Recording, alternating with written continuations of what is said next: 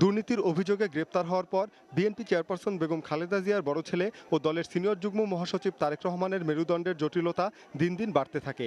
এ অবস্থায় গত 31 জানুয়ারি তাকে চিকিৎসার জন্য ভর্তি করা হয় বঙ্গবন্ধু শেখ মুজিব মেডিকেল বিশ্ববিদ্যালয় হাসপাতালের প্রিজন সেলে। তখন থেকেই তার অসুস্থতা নিয়ে নানা ধরনের গুঞ্জন উঠতে থাকে। তবে বিএমএসএসইউর অর্থোপেডিক বিভাগের চেয়ারম্যান এবং তারেক রহমানের জন্য ওই হাসপাতাল কর্তৃপক্ষ গঠিত 3টি মেডিকেল বোর্ডের প্রধান অধ্যাপক সিরাজউদ্দিন জানান, এখন থেকে 8 বা 10 মাস আগে তার মেরুদণ্ডের দুটি অংশ ভেঙেছে। এক ভদ্রলোক হয়তো উপর থেকে পড়ে গেল, তাকে ফেলে দেওয়া হলো। যদি কেউ এইভাবে পড়ে যায় তাহলে তার মাথার ভাঙবে, কেউ যদি পিঠে মারে তাও ভেঙে যেতে পারে, যে কোনো একটা গাড়ি অ্যাক্সিডেন্ট করে তার জন্য ভাঙতে পারে।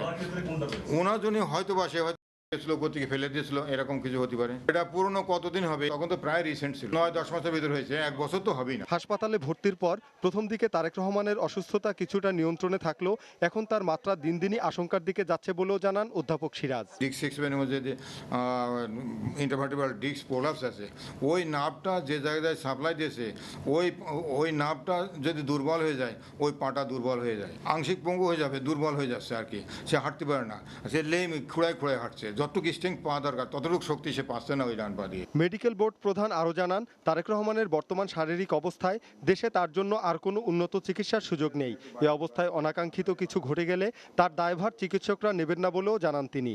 এটা যদি অ্যাক্সিডেন্ট ঘটে সেই দায়িত্ব যেন আমার উপর সম্পূর্ণ না আসে, এই জন্য তো আপনাদের সাথে এত স্বর্ণাপন্ন হচ্ছে, আপনাদের কাছে জানাচ্ছে, বিনয়ভাবে সরকারকে জানানো হচ্ছে যে ওকে ট্রিটমেন্টের জন্য একটু বাইরে পাঠান। তারেক রহমানের চিকিৎসার জন্য এ পর্যন্ত গঠিত 4টি মেডিকেল বোর্ডই তাকে বিদেশে পাঠিয়ে অস্ত্রোপচারের সুপারিশ করলেও সরকার এখনও কোনো ব্যবস্থা না নেয় হতাশার কথা জানান তারেক রহমানের চিকিৎসক অধ্যাপক সিরাজউদ্দিন আহমেদ ও কাজী মাজহারুল ইসলাম।